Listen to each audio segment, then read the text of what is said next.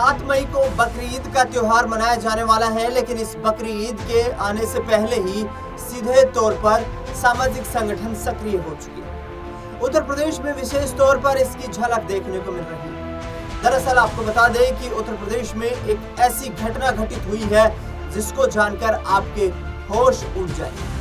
दरअसल बता दें आपको कि उत्तर प्रदेश के हापुड़ से पंजाब गौमांस से भरा एक ट्रक जा रहा है। उस ट्रक की सूचना मिली गाजियाबाद में बजरंग दल के कार्यकर्ताओं को।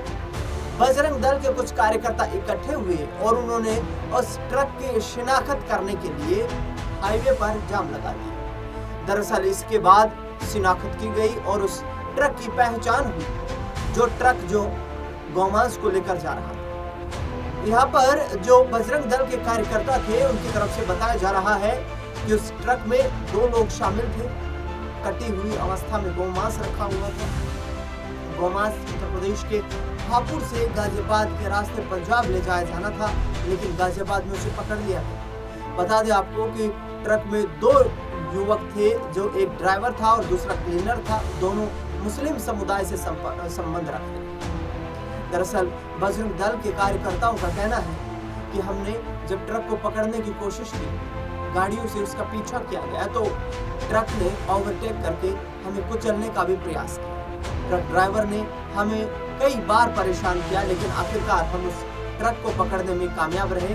उस ट्रक को रोकने में हमें कामयाबी हासिल हुई। बता दें आपको कि इस पूरी घटना को लेकर के गाजियाबाद में बजरंग दल के संयोजक मधुर नेहरा का कहना है कि उनको ये सूचना मिली थी हापुड़ से ही कि हापुड़ से एक ट्रक जो है वो पंजाब जा रहा है, वो गाजियाबाद के रास्ते जाने वाला है, जिसको रास्ते में हमने रोकने में सफलता हासिल की। हालांकि पुलिस पर आरोप लगाते हुए बजरंग दल के कार्यकर्ताओं का कहना है कि पुलिस वालों को, पुलिस के जो सुरक्षा टीमें होती हैं, जो गश्ती वाली टीमें होती हैं, उन टीमों को हमने सूचित किया, लेकिन गौमांस से भरे इस ट्रक को कहीं ना कहीं सुरक्षित पंजाब पहुंचाने में उत्तर प्रदेश की पुलिस ने भी उनकी मदद की। बता दें आपको कि बजरंग दल के कार्यकर्ताओं ने पुलिस प्रशासन मुर्दाबाद के नारे दिए। बता दें कि इस ट्रक में करीब बताया जा रहा है 40 टन गौमांस भरा हुआ था, जो कि पंजाब जाने वाला था। बजरंग दल के कार्यकर्ताओं ने कहा कि हमें बजरंग दल में शामिल होने के चलते हमारी नैतिक जिम्मेदारी है कि हम गौ माता की रक्षा कर सकें। गौवंश का जो मांस काटा जाता है उत्तर प्रदेश में बड़े बड़े स्लॉटर हाउसेज, उन बड़े बड़े स्लॉटर हाउसेज पर राज्य सरकार को, केंद्र सरकार को मजबूती के साथ अपना पक्ष स्पष्ट करना चाहिए कि क्या सरकार गौमांस को काटने से रोकने में नाकामयाब हो रही है। बता दें आपको कि इस पूरी जद्दोजहद के बीच करीब 3 घंटे तक सड़क जाम रही। रात के 9 बजे से लेकर 12 बजे तक जद्दोजहद देखने को मिली। उसके बाद बजरंग दल के कार्यकर्ताओं ने यहाँ पर ड्राइवर और क्लीनर को पकड़ लिया। दोनों मुस्लिम समुदाय से संबंध रखते हैं। दोनों की जमकर धुनाई की गई, पिटाई की गई और उसके बाद ट्रक को पुलिस पंजाब के लिए रवाना ना कर दे, इसके लिए ट्रक को आग के हवाले कर दिया। इस पूरे मामले में काफी बवाल देखने को मिला। इस पूरे मामले को लेकर विपक्ष और सत्ताधारी पार्टी के बीच एक दूसरे पर सियासी बयानबाजी भी शुरू हो चुकी है। बता दें आपको कि उत्तर प्रदेश में बड़े पैमाने पर, विशेष तौर पर पश्चिमी उत्तर प्रदेश में बड़े पैमाने पर स्लॉटर हाउसेज हैं, जिसको लेकर के गाजियाबाद जिले के लोनी से विधायक नंदकिशोर गुर्जर का कहना है कि इन स्लॉटर हाउसेज को राज्य सरकार को तत्काल प्रभाव से बंद कर देना चाहिए। ये पशु क्रूरता निवारण अधिनियम के खिलाफ है, जो कहीं ना कहीं उसका उल्लंघन करता है।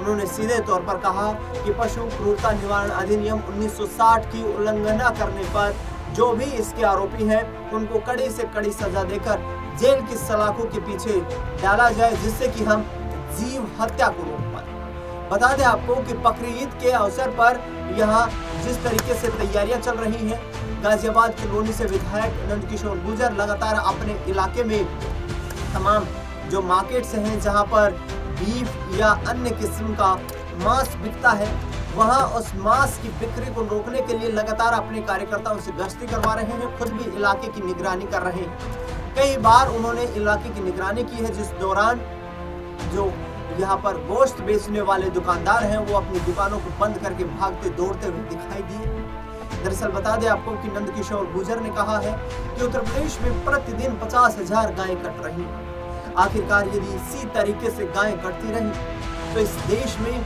गौ माता के अस्तित्व का संकट छा जाएगा।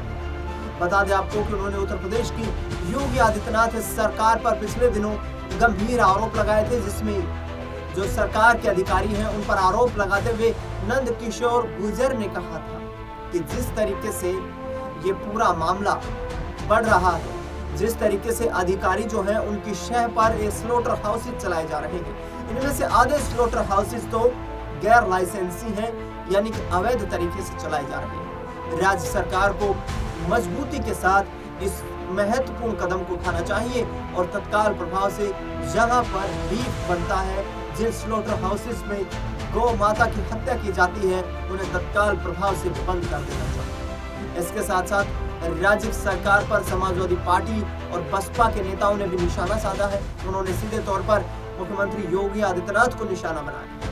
योगी आदित्यनाथ सरकार को निशाना बनाते हुए समाजवादी पार्टी के नेताओं का कहना है कि जो उत्तर प्रदेश में सबसे बड़े हिंदुत्ववादी बनने की कोशिश कर रहे हैं, उन्हीं के राज में प्रतिदिन 50,000 गायें कट रही हैं। या तो योगी आदित्यनाथ की सरकार के आंकड़े गलत हैं या फिर उनके विधायक नंदकिशोर गुर्जर झूठ बोल रहे हैं। दरअसल राजनीति कुछ इस तरीके से चरम सीमा पर है कि नंदकिशोर गुर्जर जो कि लोनी से विधायक हैं, उन्होंने ये तक कहा है कि प्रतीकात्मक रूप से मुसलमानों को यदि त्योहार मनाना है तो उन्हें बकरे का केक बनवाकर उसे काटना चाहिए, जिससे कि जीव हत्या पर रोक लगाई जा सके। अल्लाह इस बात से खुश नहीं होगा कि किसी को अपनी जान देकर के आखिरकार आप भगवान को खुश कर रहे हैं। भगवान ऐसे खुश नहीं होगा, क्योंकि जीव जंतु भगवान ने ही पैदा किए हैं, उसी का एक स्वरूप। ऐसे में उन्होंने कहा कि केक बनवाकर उसे काटना चाहिए, जिससे कि